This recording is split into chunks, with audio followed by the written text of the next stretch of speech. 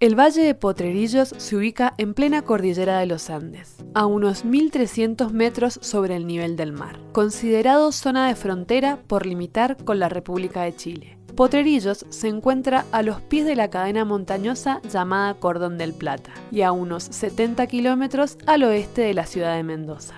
Está comunicada con dicha ciudad a través de la ruta internacional número 7 y la nueva ruta provincial número 82. La conforman 7 valles y un centro cívico.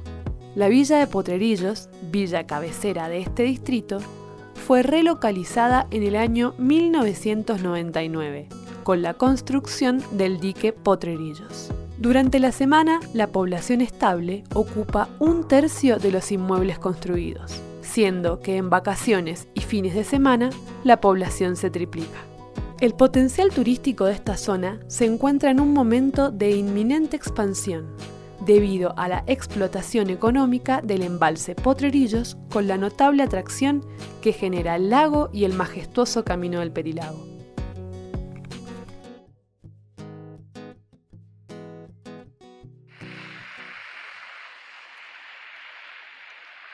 ¿Cuántas veces nos tuvimos que subir con los niños y las niñas con fiebre al micro?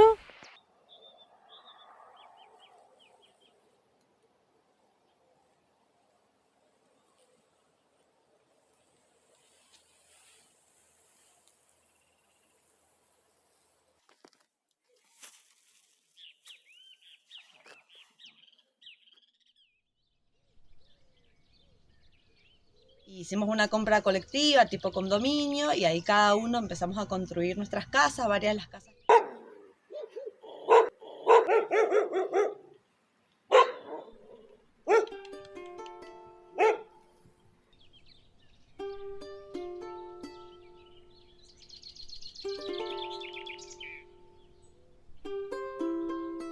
Una nevada que está re linda, salimos todos a jugar, pero después es una semana de cañerías congeladas y de no tener agua para nada. ¿Cómo puede ser que no tengamos un playón deportivo para los niños y las niñas en el club?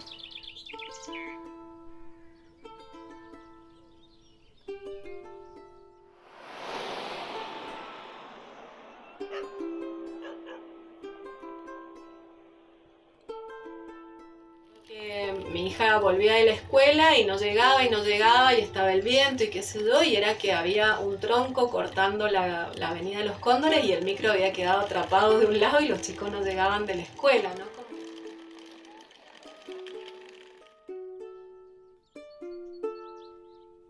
Pues capaz también la sequía, ¿no? Donde vivimos no hay agua corriente, entonces en las temporadas de verano y se distancia un poco el tema del camión de la municipalidad que nos provee de agua y la verdad que eso también se siente.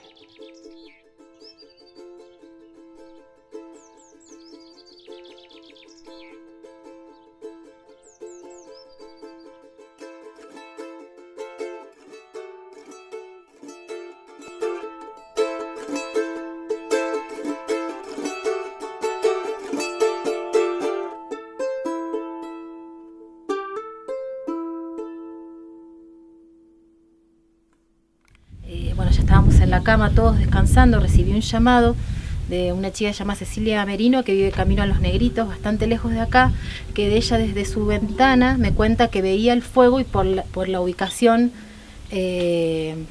pensó en nosotros, porque no sé si por la iglesia o bueno, por la ubicación ella dijo cerca de lo de Farida, de la familia Farida se está prendiendo, debe ser ese cerro el que tienen enfrente.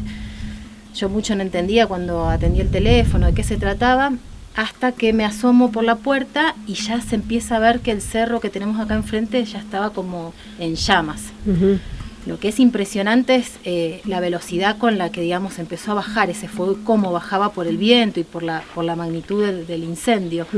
Llegué a llamar a Mayida, que es una hermana nuestra que vive acá en la casa de Jorge Balmaceda, que tiene 3 niñas. Se cortaba la comunicación, tenía problemas con la comunicación hasta que ella también empieza a darse cuenta que había un incendio. Ella viene hasta mi casa, y como que empezamos ahí a desordenarnos, no sabíamos si nos teníamos que ir, no nos teníamos que ir. Esta amiga me vuelve a llamar y me dice, ¿querés que los vayamos a buscar? Se ve que es muy fuerte, el fuego es muy grande. Y como que uno entre medio del sueño que todavía teníamos, todavía no caíamos en lo que estaba pasando, empezamos a salir, empezamos a ir hacia la entrada de la puerta de la casa y ya empezamos a ver que había un foco de incendio al lado de mi vecino, adelante, el fuego ya estaba bajando y justo pasa el auto, la camioneta de Lucas con la familia, con Cori, con sus hijos, y ya casi no podíamos respirar.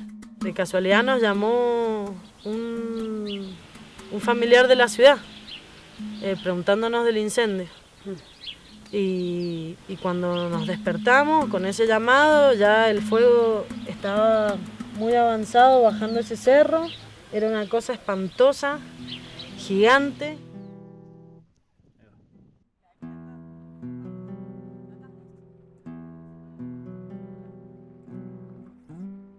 Y lo único que pudimos hacer en ese momento fue agarrar a los chicos como estaban, subirnos a la camioneta y salir corriendo. De hecho, cuando pasamos por la calle, ya el fuego nos calentaba la camioneta. O sea, no se plantearon nada más que salir. Fue una situación espantosa. Nosotros nada. Imagínense que ni siquiera Lucas agarró los lentes. Lucas es re chicato. No agarramos los documentos, la billetera. Fue a agarrar a los chicos. De hecho, se nos quedaron 2 animalitos dentro de la casa.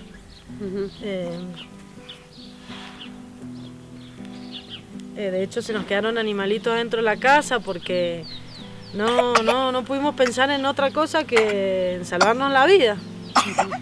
El fuego era un monstruo. De hecho, cuando nosotros íbamos saliendo ya habían focos de incendio por acá cerca, porque era una lluvia de chispas y de brasas, así eran como bolas que volaban del cerro y caían de este lado de la calle. Y ya habían foquitos de incendio por acá y ya se veía que estaba muy complicada así la situación. El viento tuvo ráfagas de arriba de 120 kilómetros y fue un fenómeno categoría Z3, inusual, el cual hace muchos años no se tenía registro. Pero de todos los datos que relevamos, el dato importante es que el 70% del daño lo generó el fuego. O sea que si no hubiésemos tenido fuego, los daños hubiesen sido un 70% menores. ¿Estamos?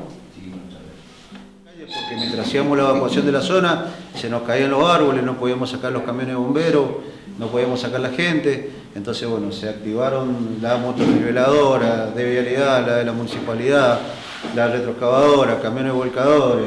Bueno, se puso una gran cantidad de gente a trabajar. Se trabajó, se abrió el centro de evacuación, como les conté recién, se abasteció. Y se trabajó en el despeje de caminos. Y cuando amaneció, porque la mayoría del siniestro se desarrolló en horas de la noche, cuando se despejó la zona y pudimos ver con la luz del sol realmente qué había pasado, bueno, nos dedicamos a crear las condiciones seguras, porque la zona estaba cerrada para la gente que quisiera ingresar. El director de Defensa Civil había terminado la emergencia de la zona y la había cerrado y no podía ingresar nadie. Entonces, con la aparición del sol, evaluando los daños, nos pusimos a trabajar en erradicar los árboles más peligrosos, limpiar bien las calles y asegurarnos que todos los cables que están en el piso no tuvieran energía. Cuando las condiciones se dieron, que eso fue cerca a la 1, se decidió levantar la restricción policial y también hubieron mucho policía dando vueltas para evitar saqueos. Y bueno, nosotros fuimos una de las familias a las cuales se nos quemó la casa con los galpones, los corrales, se nos murieron animalitos. Fue alrededor de las 12 de la noche, o sea, hacía un rato muy largo que el fuego ya había comenzado. La verdad que lo hemos hablado en otras reuniones y si nos hubiesen avisado un ratito antes, para nosotros hubiese sido todo distinto, porque además de no haber pasado ese momento tan extremo, tan espantoso con los niños sobre todo, porque la casa en sí, bueno, no deja de ser algo material, que sabemos que de un momento a otro lo podés dejar de tener, como nos pasó a nosotros. Pero bueno, había montones, estaba la historia de nuestra vida allá adentro. Todo esto como que nos ha hecho sentir muy vulnerables acá en el pueblo, porque además de todas las falencias que sabemos que tiene este lugar. Estábamos, yo había vuelto de trabajar, me llamó la atención ese día la intensidad del viento, venía en la camioneta, venía de una chocolatería que queda en Piedras Blancas, acá cerca, y un remolino de tierra se me vino contra el vidrio de la camioneta y yo me asusté porque dije, esto no es muy normal dentro de los ondas que habíamos vivido. En el camino hacia acá vi varios cables haciendo chispa y otra cosa que me llamó la atención fue una gente que estaba arreglando unos cables. Se veía que era gente ya fuera de DEMSA o no sé, vecinos, cabañeros quizás. Y ya habían empezado los cortes de luz en la zona, iba y volvía la luz. Y llegó a la casa, bueno, cenamos y en la casita en construcción estaba medio endeble, así que bueno. Dijimos igual vamos a dormir, nos metimos a dormir y en ese momento escuchamos un ruido fuerte, muy fuerte y era que se había volado la mitad de nuestro techo.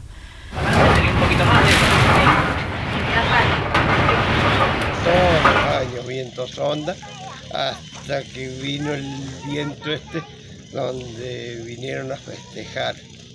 Día del amigo con un asado y se produjo el incendio grande que hubo. Mucha gente dice, no, que fue la luz, no fue por ningún cable, nada, sino que fue por alguien que estuvo festejando y se produjo el incendio.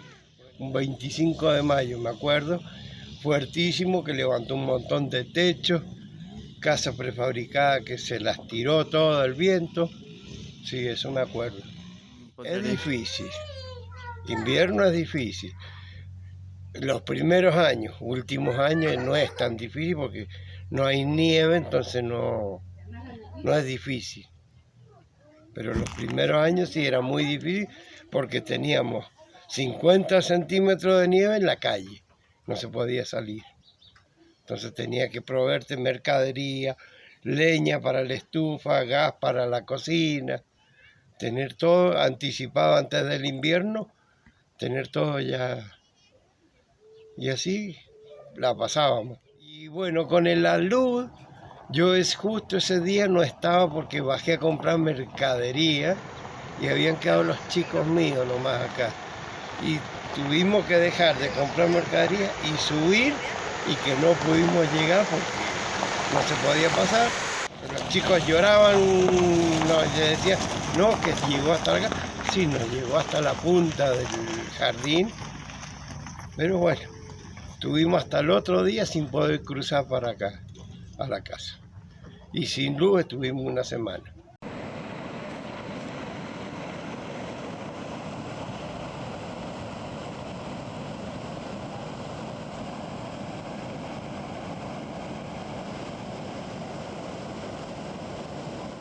Un cauce que tenía más o menos 3 metros de ancho.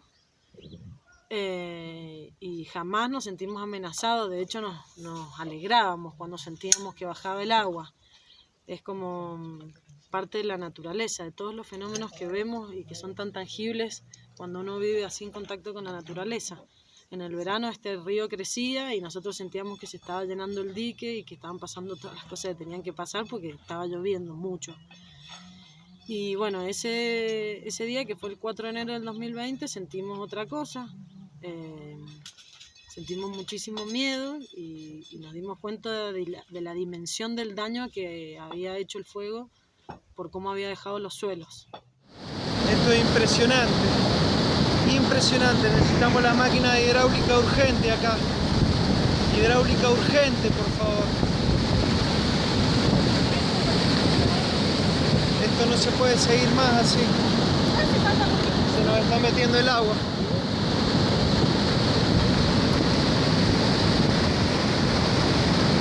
Entonces estas crecientes que los que vivimos, estamos a esta orilla del arroyo, lo vivimos solo los que estamos acá.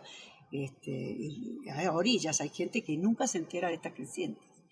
Pero la gran y la magnitud esa que tuvo, que fue una luz, considerado hasta que fue porque se derrumbó un cerro, y que ya vino con lodo, porque las crecientes es más que nada agua y piedra. Esta que fue la anécdota es que tengo 2 amigas que viven arriba.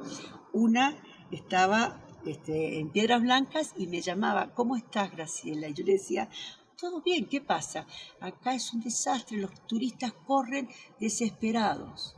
Y yo digo, bueno, será una exageración de los turistas, pensé yo, que no conocen. Y ella me dice, ten cuidado.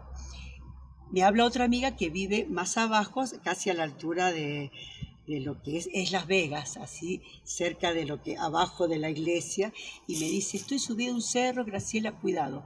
Y nosotros acá había pasado 1 hora de los llamados de las amigas y nada, el río impecable.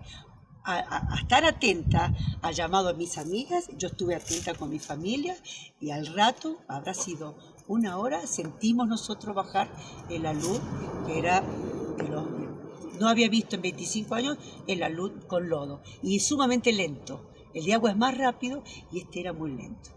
Es una topadora que va carcomiendo, y bueno, todo igual termina allá en lo que es en esa gran toma. Como digo, a veces no tiene la magnitud, pero creo que cada habitante de los valles ha vivido, y uno sabe cuando está nublado allá es el arroyo que viene de Tupungato, cuando está acá le va a tocar al Salto, y cuando está bien enfrente le va a tocar a toda la quebrada de Vallecito, que es el Río Blanco. Así que bueno, vamos aprendiendo con el tiempo a ver el color de las nubes y en el sector donde está.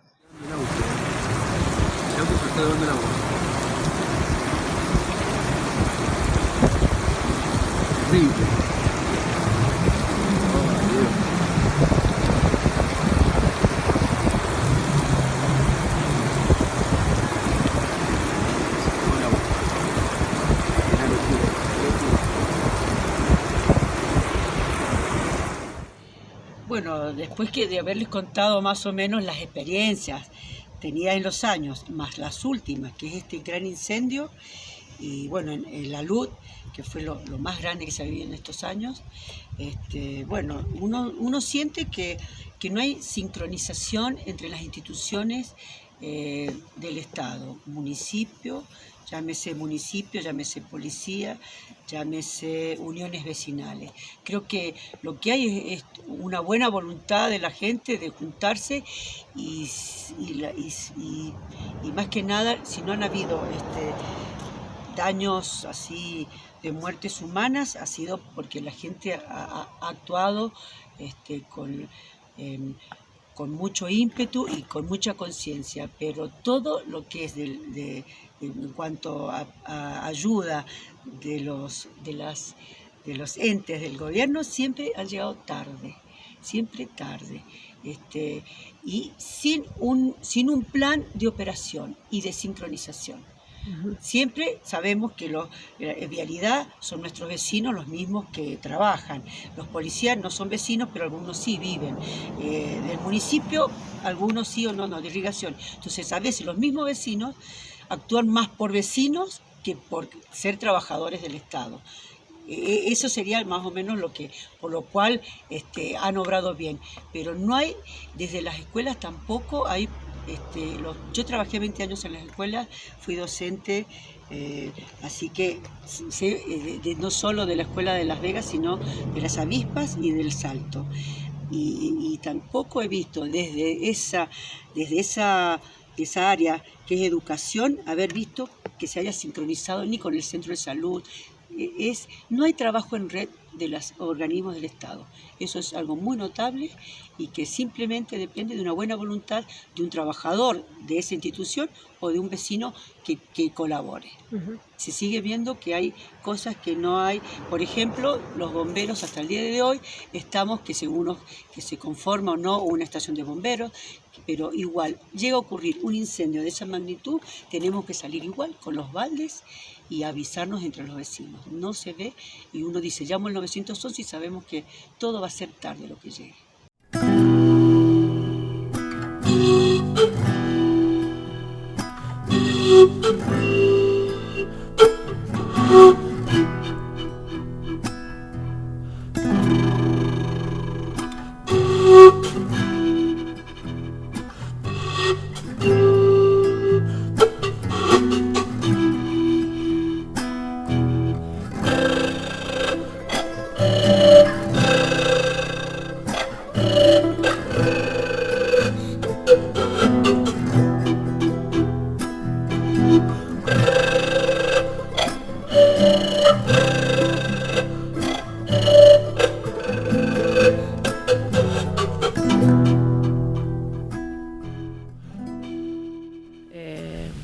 por ahí esa es justamente la idea. A mí toda esta situación lo que me generó es que no hace falta que venga alguien y nos ayude, sino que nosotros tenemos que armar algo para evitar esta contingencia, o sea, ponerse del otro lado, ¿viste? Si los otros nos quieren ayudar, un golazo. Pero esto más que nada, o sea, a nosotros no nos puede volver a pasar. Entonces por ahí lo que yo, digamos, sentía es que utilizar esa bronca que tiene la gente para algo productivo, que es justamente esto, armarnos como brigadistas, tener alarmas comunitarias, ¿viste? De alcance, como para que todo el mundo sepa que algo está pasando, tener ciertos sistemas de comunicación a batería, porque si falla el internet o las señales de antena, que vos tengas un plan B. Hay como una sensación como de mucha soledad a veces, por ahí en un lugar como este, que bueno, nada, hay que empezar a tomar conciencia por ahí entre nosotros, estar atentos. Son cosas que nos pueden pasar, de hecho han pasado después de este incendio, hubo otros menores, o sea que nada, tenemos que empezar a despertar la conciencia de que son cosas que nos pueden pasar y cómo las vamos a afrontar, por lo menos en primera instancia desde la comunidad. Y bueno, después obviamente que los organismos también, ¿no? Que son como también los responsables, bueno, uno los necesita también, porque no es que uno porque se organice uno puede contra todo eso, tampoco, ¿no? Así que bueno.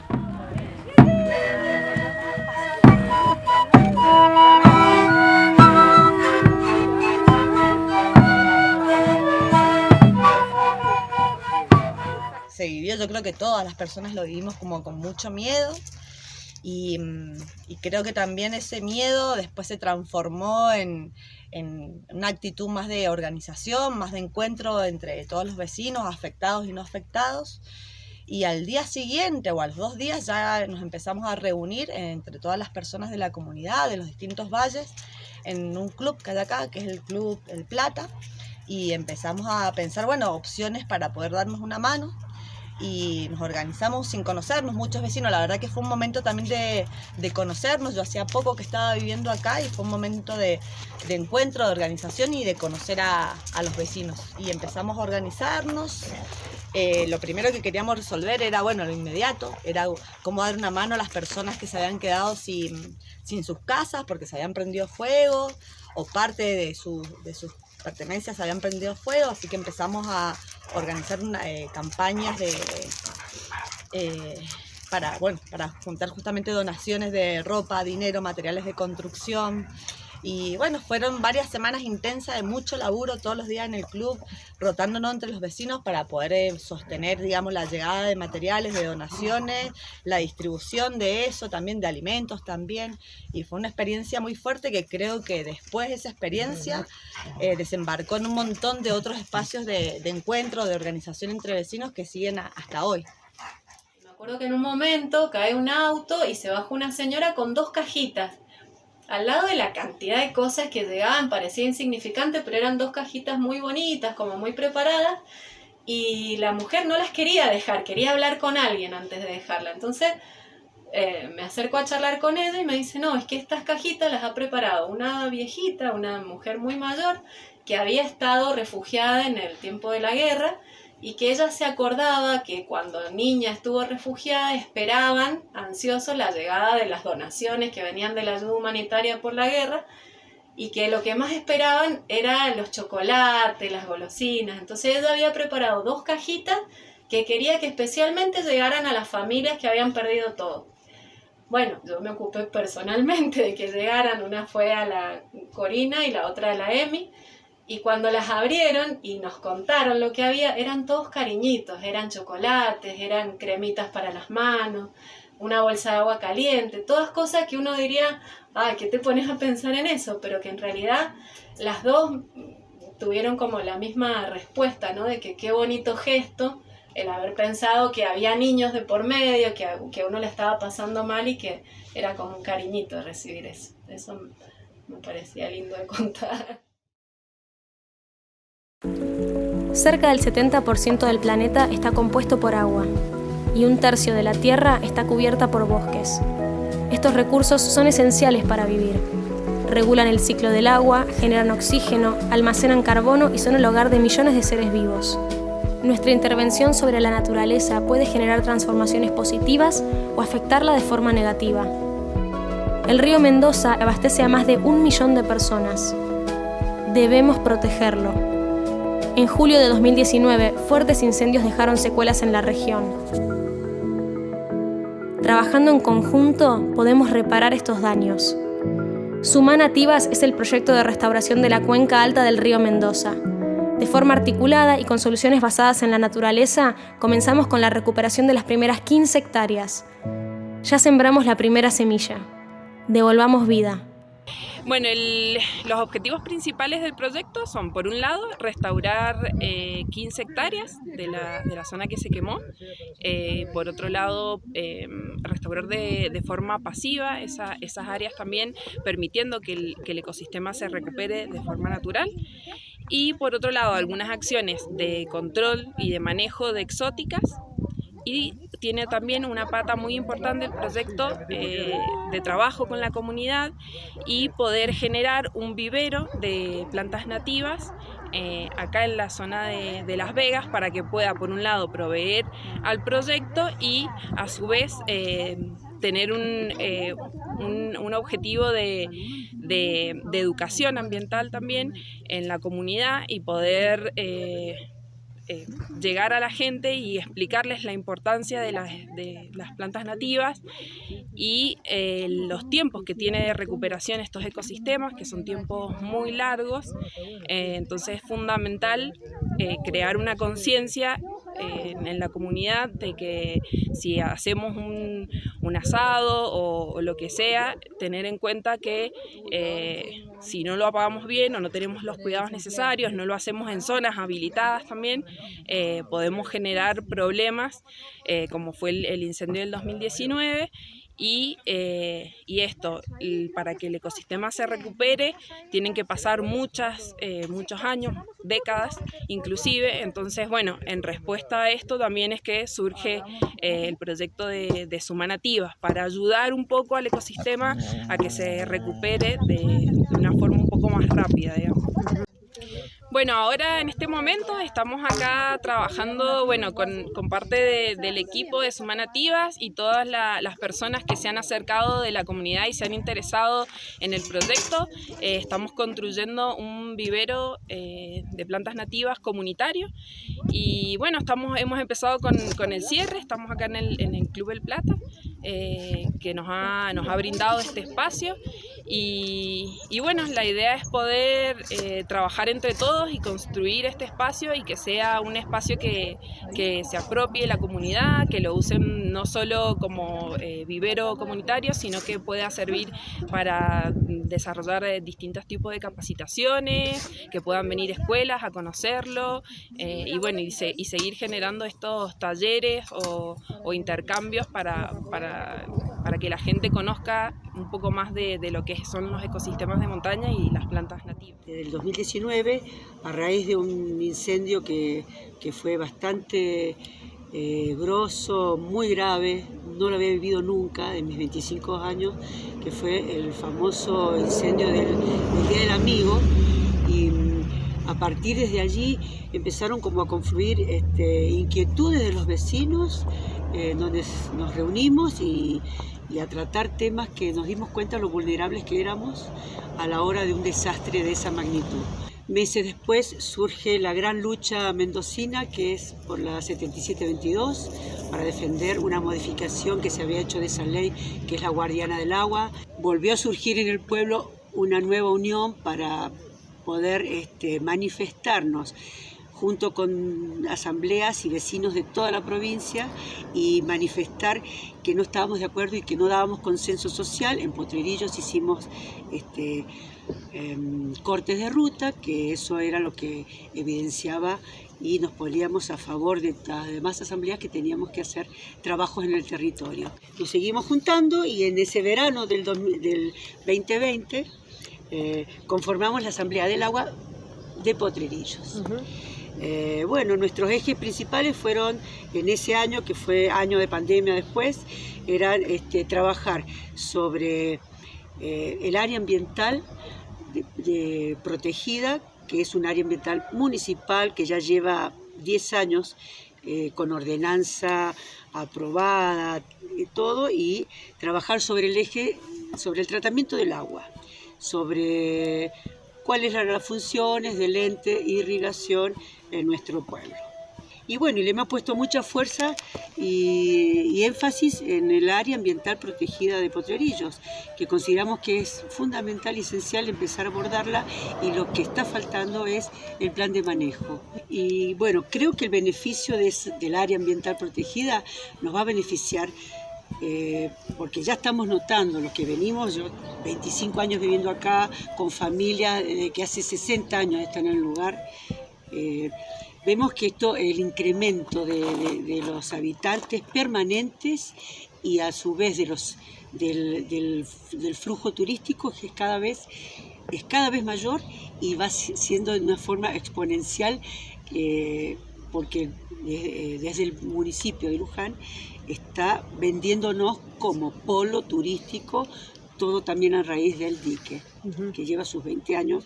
Así que bueno, viendo todo lo que se va a venir, va a ser fundamental poner acuerdos de convivencia y de tratamiento en cuanto al manejo de los residuos, al manejo de cómo queremos que sea el turismo, qué tipo de turismo queremos.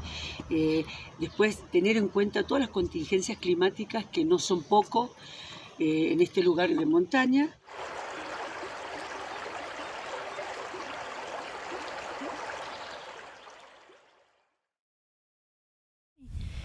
Pero no me dio tiempo a nada el tema de cómo empezó como una vorágine de solidaridad y de acompañamiento, especialmente de la comunidad acá de la montaña, ¿sí? La gente del Club del Plata, mis compas de la radio, de la leñera, digo, y bueno, y sin duda la solidaridad de la gente en Mendoza, todo el pueblo mendocino, sí,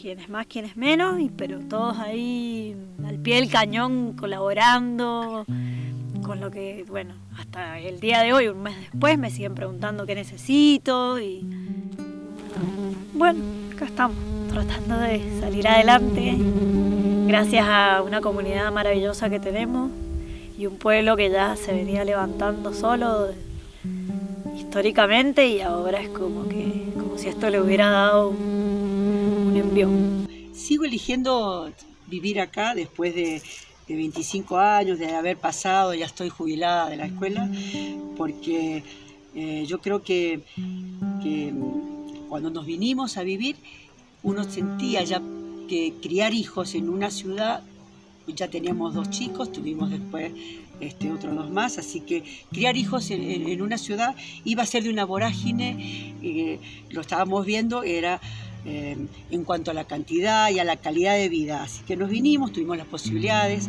de venir con un terreno, así que conseguir trabajo acá fue muy bueno. Y al transcurrir todo este tiempo, bueno, yo me sigo quedando porque veo que no se ha modificado, sino reafirmo más que las grandes ciudades ya no dan calidad de vida, que uno debe... las sociedades y las comunidades tienen que ir abriéndose de las grandes metrópolis y ir armando pequeños focos sociales en donde la vida es más lenta, por lo cual uno puede disfrutar más en ese ritmo, que no sea esa velocidad en donde uno no se da cuenta ni qué va sucediendo. Y es muy lindo ver cómo uno puede participar y crear proyectos en comunidades más pequeñas. Es mucho más sencillo que en comunidades que ya están mucho más armadas. Así que sigo eligiendo vivir acá. Amo la montaña, como mendocina siempre uno se levantaba y uno mira la montaña al empezar el día, y al final del día también es el atardecer, así que sigo eligiendo este lugar.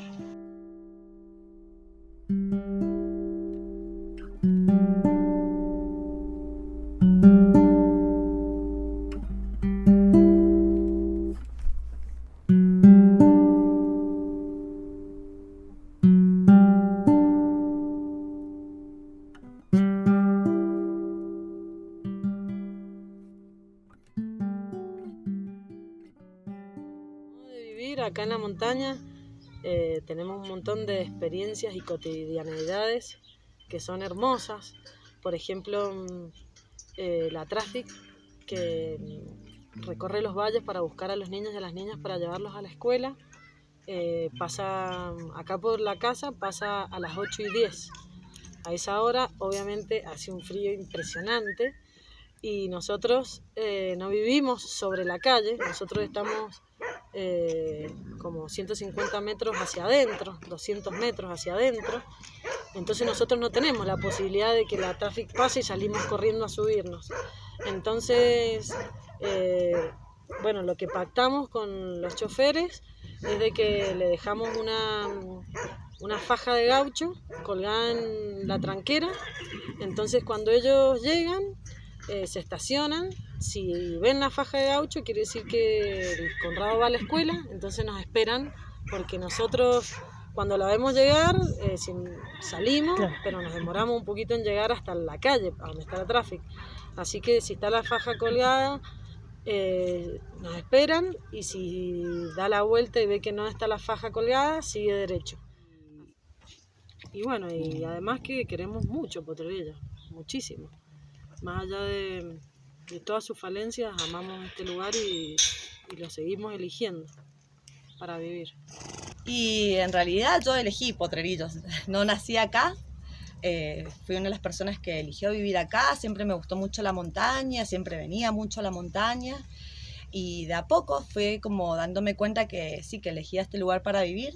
Primero por eso, por el amor a la montaña, porque me gusta el lugar, la tranquilidad, el vivir de la forma que se vive y bueno, y me parece que también es todo un aprendizaje, digamos, hay distintas formas de ver Potrerillos, digamos. Por un lado es el paisaje, pero por otro lado también es todo lo que se genera a partir de vivir en una comunidad que en cierta forma es dispersa, pero a su vez que también cuando hay algo tiene mucha fuerza, que no sé, uno lo puede relacionar con la fuerza de la montaña o con lo que sea, digamos, pero yo creo que sí, que vuelvo a elegir, digamos, vivir acá, que sigo eligiendo vivir en Potrerillos y no me arrepiento.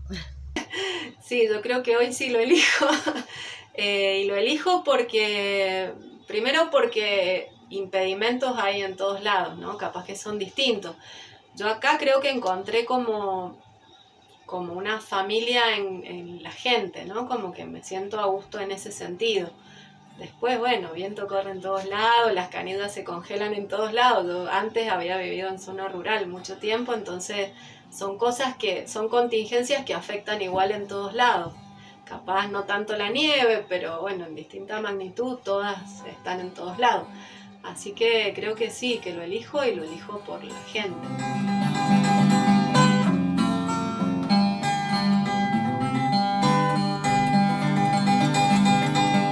Hecho infinito del sol, prolonga tu inquieto velo.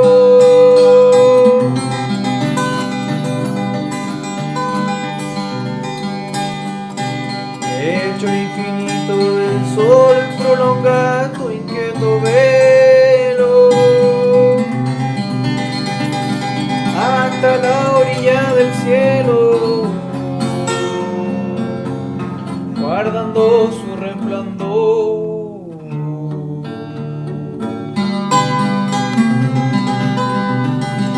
Compartiendo su color con incansable embeleso,